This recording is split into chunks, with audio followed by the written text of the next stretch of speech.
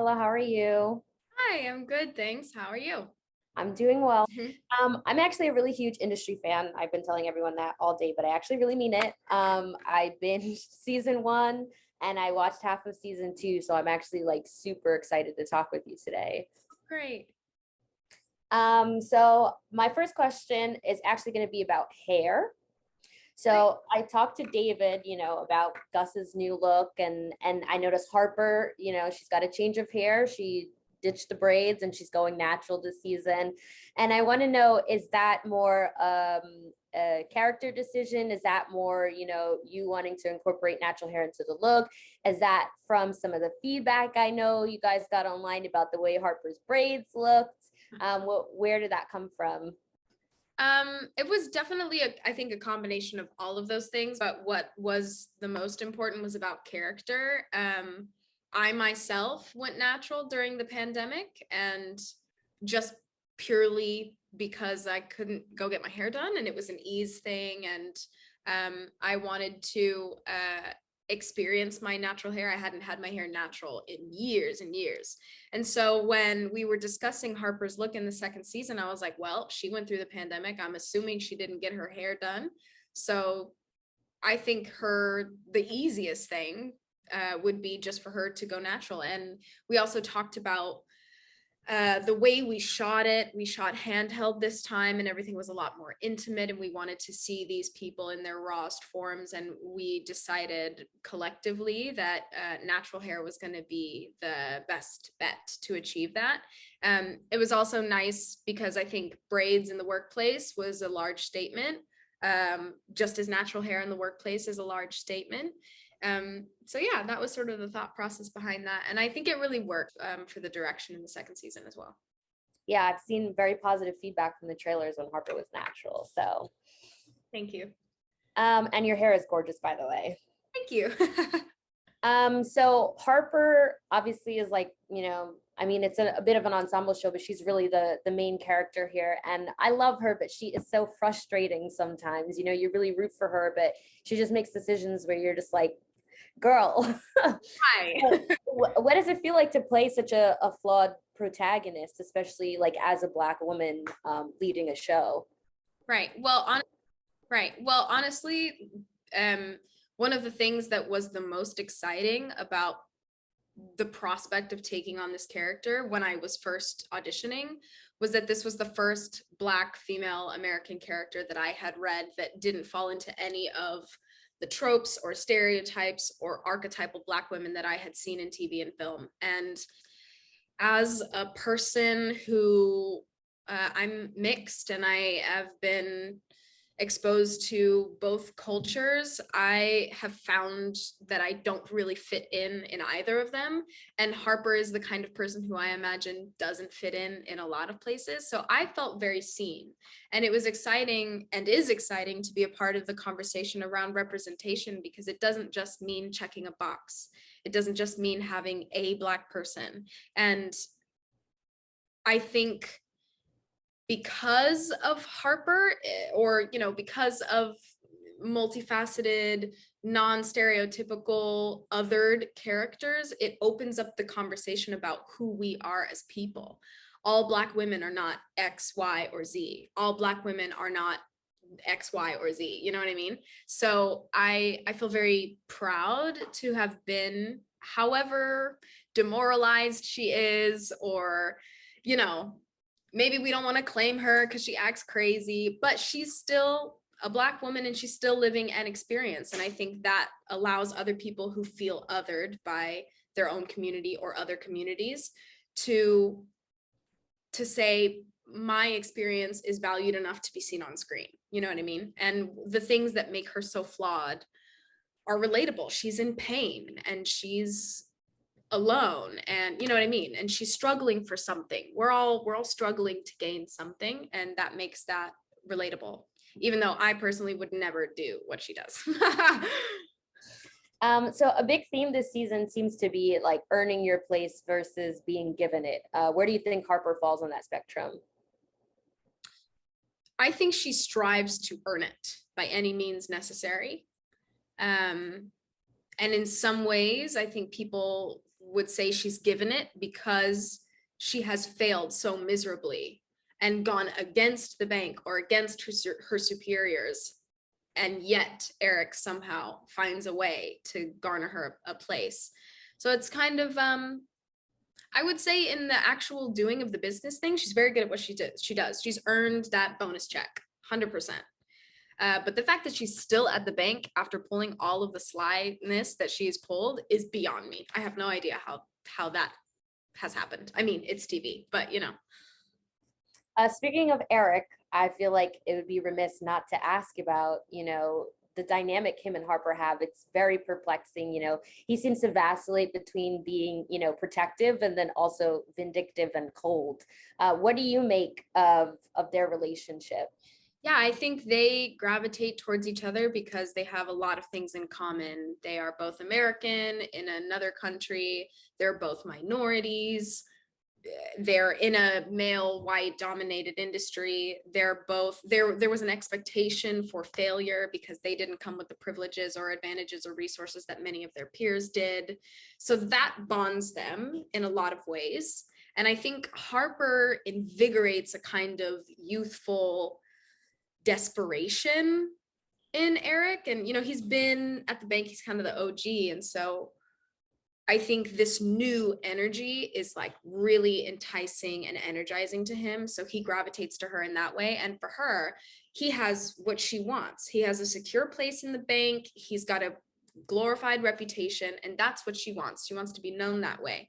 So, you know, they come together on that front. And then where things get complicated is because of the nature of this world, they are constantly pinned against each other. They're presented with scenarios and opportunities that would require them, or in their world would require them to silo each other, backstab, whatever you want to call it.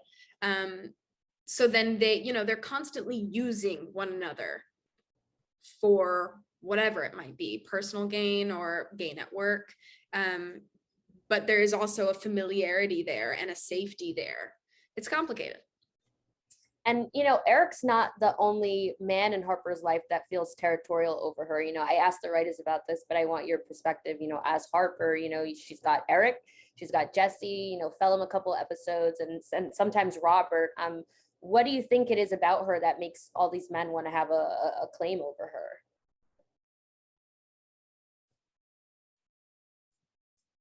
You know, I don't know. I can't really speak to that from their perspective, but what I could imagine is exciting about Harper in this industry is, you know, take Yasmin as a comparison. Generally speaking, maybe the women, the youngest women in the industry are playing the sort of personality card. Maybe they're using their assets to their advantage. Maybe these men are used to young women trying to appeal to a lustful side of them, or, you know, a sort of weird daddy play. I don't know. But Harper doesn't do that. She presents them with actual work possibilities. She presents herself in a way that's unlike any other young woman. And I think with Eric and all of these older men, she comes in with this fiery, ambitious, we'll cross whoever we need to cross to be at the top. Don't you want to feel that way again? This youthful, you know, ambition. I think that really appeals to all of the older men in her life. And she works that. She understands that relationship. I'd be curious to know about her relationship with her father. I would be too.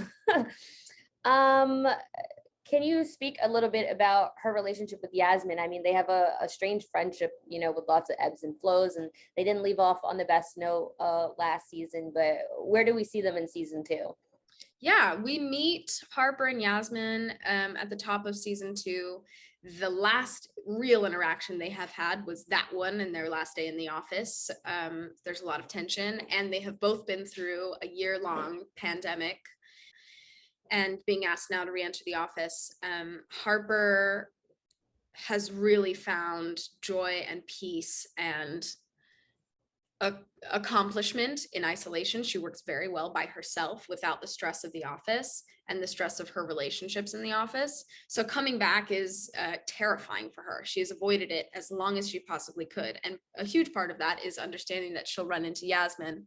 And Harper does say, you know, I tried to call or I texted you a few times over the pandemic, and Yas sort of says, oh, like, you know, we move on. And as much as Harper really wants her to respond in kind and say, I've been thinking about you as well, there's always the possibility that that's sort of like a test, because then she says, oh, well, I've moved on. And then Harper takes all that shit back and is like, well, I don't care about you either. You know what I mean? It's very petty. But they have no option but to cross paths. And it does make it even more stressful being in the same environment together. And across the season, each of them try to be honest or to make a connection, and the other person is never at the right place until a handful of moments where they finally decide to be honest with each other and truthful. And I think in the previous season, their relationship was relatively shallow.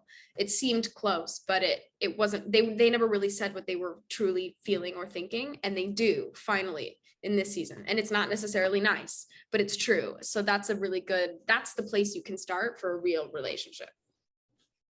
Yeah, they did get a little intimate in one scene, but you know, last season. But thank you so much, Myha'la. This was so great, and I'm so excited for everyone to see this. And yeah, I'm super excited for the rest of the season and for Bodies, Bodies, Bodies. Thank you. Yasmin was, you know, she seemed very unsure of herself last season, you know, kind of like she was trying to prove her worth. Is that something that we're going to see her continue to struggle with in season 2? I don't think so. I think that she feels, whether she feels more sure of herself or not, is up for debate, but she's definitely trying to present as more comfortable.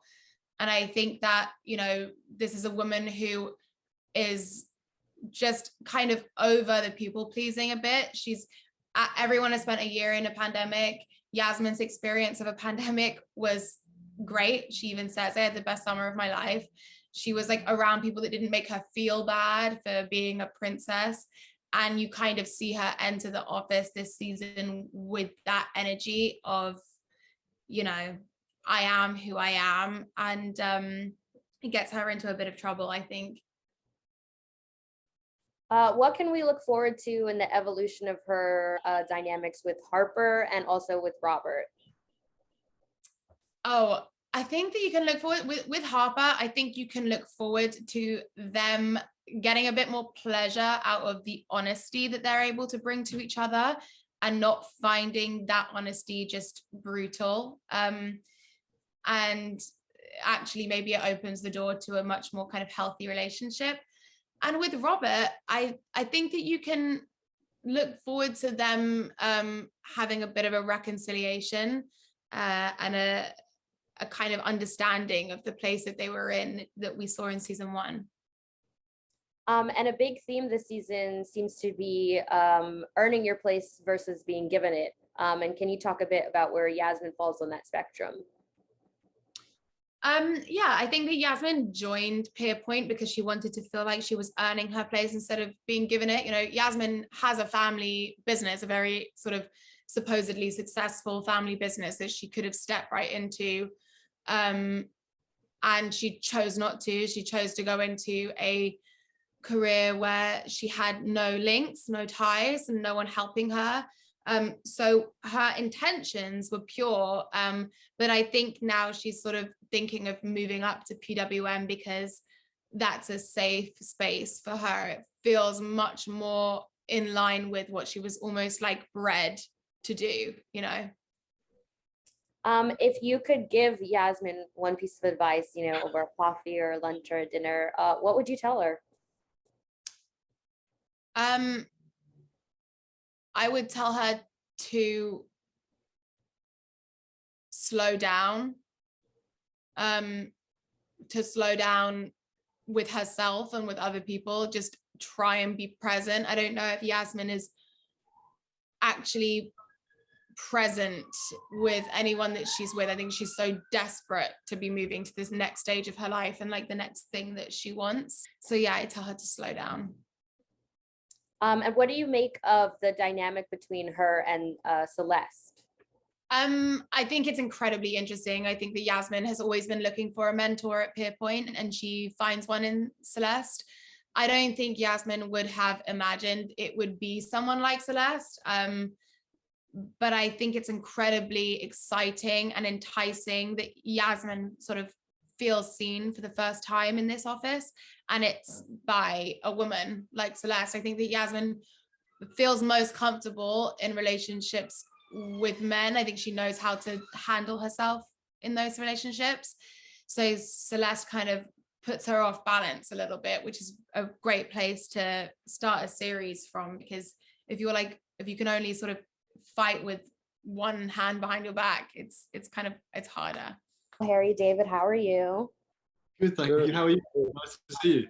I'm doing well. I'm actually a really big fan of Industry, so I'm very excited to be here today. I binged season 1. I've seen half of season 2, so super excited. Great, thank you very much. So I have a quick question. Gus has a very new look this season.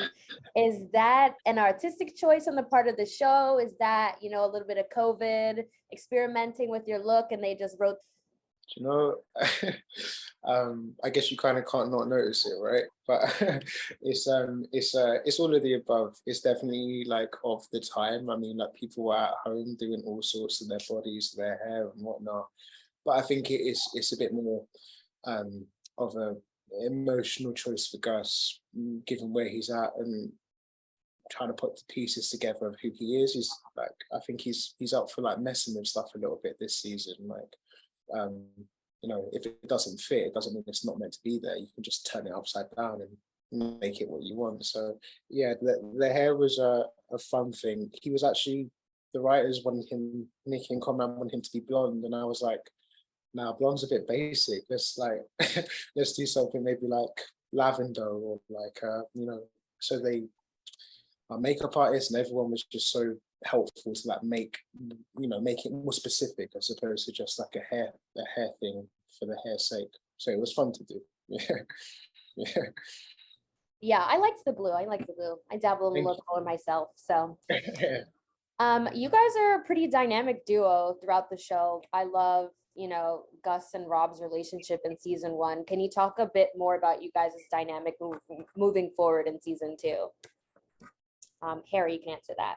Sure, yeah. I think Rob and Gus had a really special dynamic in the first relationship, because I think they were the only key relationship within the show that had any kind of history, that wasn't where the starting point wasn't the start of the show. These are two people that like known each other for longer than the history of the show, and had like a foundation with which to build on, and they had a mutual trust and respect for one another, and a real genuine closeness that wasn't kind of, there was nothing to be gained from one another apart from friendship. There was no kind of financial career benefit to them. They actually just cared about one another, and I think they were two people in the show who really felt understood by one another, and and that's something that we've been able to carry on into the second season. I think whether it's an actual screen time or whether it's just something, a personal reference point for me and David, I think there's some lovely moments that they kind of sprinkle in there, even though the career trajectories of Gus and Rob have kind of diverged.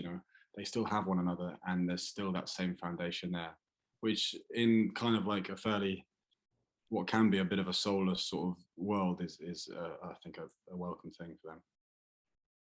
Yeah, 100%.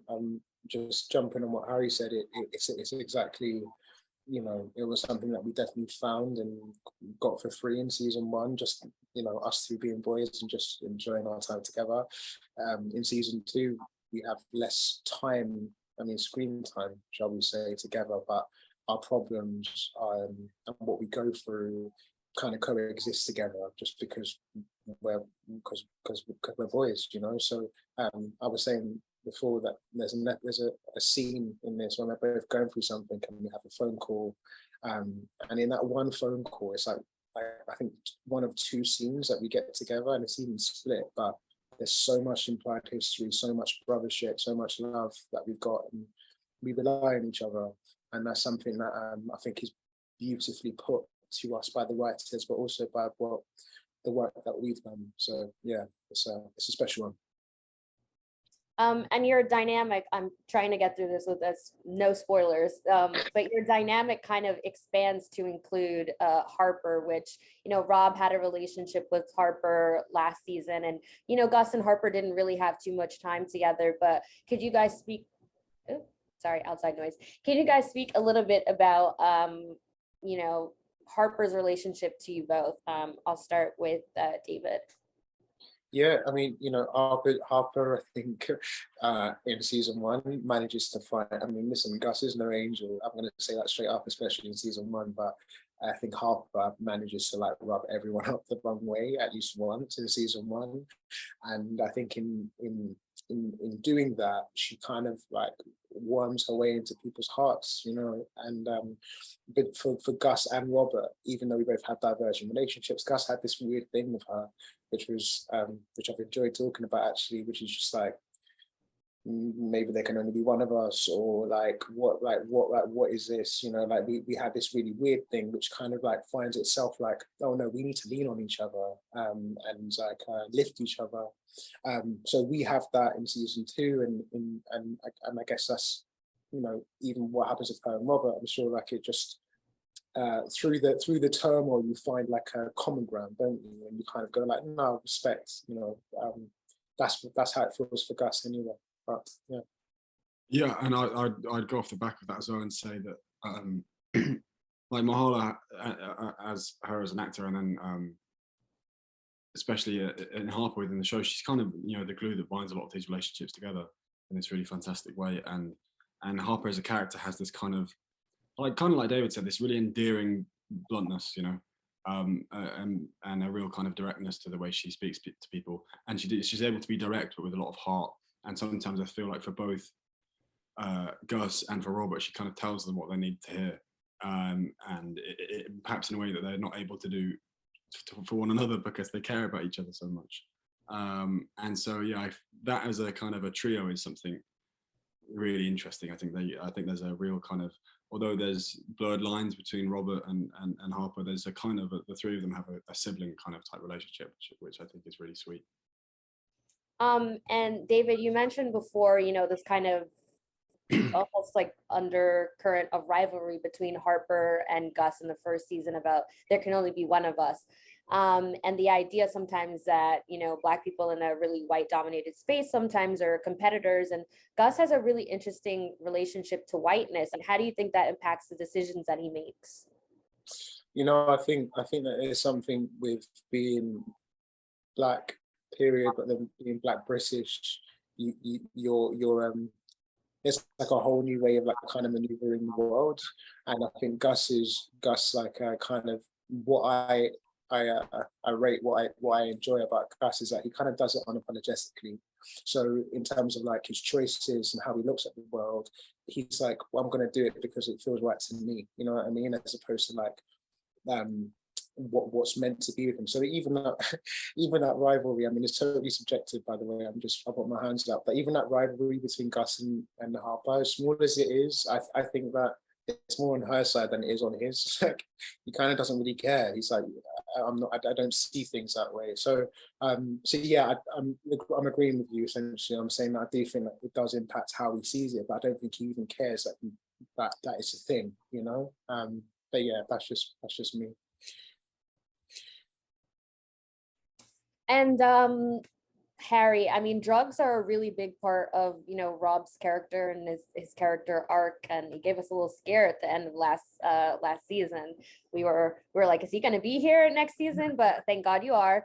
You know, he's a huge partier in this season. We see him dabbling a bit in sobriety. I mean, where do you think his relationships to drugs differ from everyone else who seems to be more casual users? I think it's a really interesting question. I think there's a lot of drug taking in the show, but I think you can look at that in through various different kind of modes. And I think for Robert, without him ever realizing it, his mode of drug taking is some kind of crux for his personality, I think. And to his own eyes, he thinks he's a kind of a recreational, carefree drug user, like some of the other people in the show. But perhaps in the gap between season 1 and season 2, he's realised that that's maybe not the case, and that drugs kind of give him a license to be confident and give him a license for self-love, perhaps that he doesn't have access to sober. And I think in the space between the 2 seasons, he has a lot of time for some more kind of detailed introspection and to look in the mirror really and see the person looking back at him, a sober person, and perhaps work out that that's more true to who he is and who he wants to be. And so yeah, he's taken this kind of very noble sort of vow of sobriety to try and address his own issues, I think, because I think he's managed to work out that he can't bring himself to someone new and have any kind of functional long-term relationship unless he himself has worked out his own issues, you know. And I think it's a wise step, but whether he can actually kind of stick to it and carry that out and have the longevity and perseverance that requires is another thing. Speaking of long-term relationships, Yasmin, wow, your dynamic last season, I don't even know if there's a word for it. This season, how do things change? What's in the cards for Rob and Yasmin? What's in the cards for Rob and Yasmin? I think things have changed somewhat because Robert, as I say, similar to the kind of the issue of the drugs, he's had the opportunity to step back and look at things more objectively. And one of the things he's probably looked at is his relationship with Yasmin and why he's so kind of magnetically drawn to this person and why this person has this kind of power over him, both kind of on a personal level and obviously as we saw in there's a sexual dynamic to that as well, I think.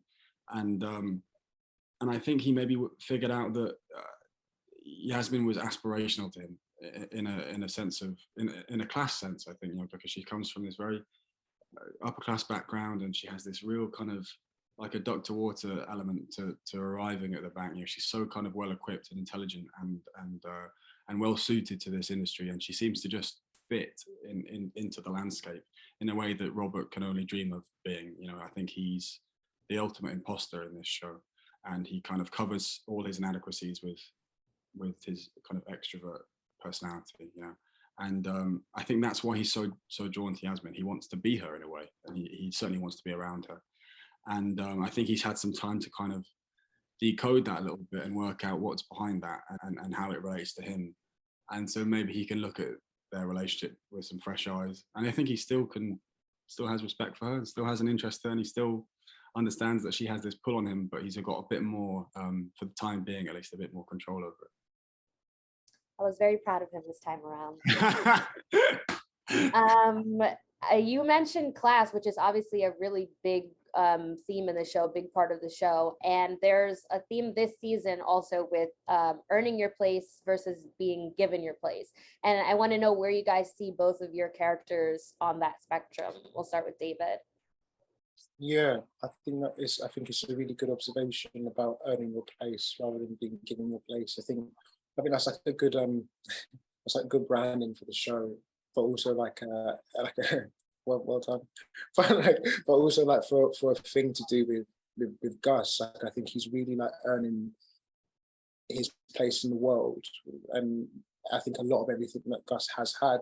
I think he's got a line that says, "I was given everything, but still I applied myself." And now nothing is given to him. Everything he's got to earn for himself, and in doing so, maybe finding a bit more about what he actually is and who he is, and what realm he sits in. It hasn't got to be finance. It can be politics. It can be, you know, anything basically. So I think Gus is really like finding his way and earning his way, and actually enjoying a little bit of that. Although it can be scary, and I appreciate that. But yeah, he's earning his way. Yeah. And yeah, I think I agree with what David says. It's a great kind of summation of one of the show's kind of biggest themes about kind of privilege and access to opportunity and and how identity politics works in this world. You know, I think for Robert, you can't argue with the fact that he's earned his way. I think because socioeconomically he's from such a different place to what the bank embodies, that just him being there is impressive. But what we kind of really wrestle with now in this season for all the characters is like, okay, great, you've got there, well done. Now you need to stay there, and that's a whole different thing altogether. And I think relating back to what we were talking about earlier with like Robert's kind of drug taking and his confidence and how those two things are linked. I think if he's managed to successfully sort of strip back all the extra rubbish that he put over his personality to try and make himself fit in, and great, well done, you've managed to take all that away. But the problem is those were the things that got you here, and without those things, how are you going to stay here? And are you able to kind of be this new version of yourself that you have a lot more respect for? Can you be that person and be successful in this job? And that's the question for Robert, at least. You've earned it, but now you've got to, you never stop earning it. You have to keep on earning it. Otherwise you'll be replaced. And my last question before my time, real quick, what is a small piece of advice you'd give to your character? Harry, you go first, man. I would say, yeah, stay true to yourself, do the right thing. I would say go hard or go home. Yeah. Is that cool? Okay, cool. Yeah, I would say to Rob also, sometimes it's okay to say no. Sometimes it's okay to say no. There you go, kids. What a message to end. Yeah, I agree. Just say no. Just say no. A lot of the times, please say no. That's better advice than mine. Oh, okay. Well, I'm honored. Well, that's my time. This was so great, you guys. I'm so excited for season 2.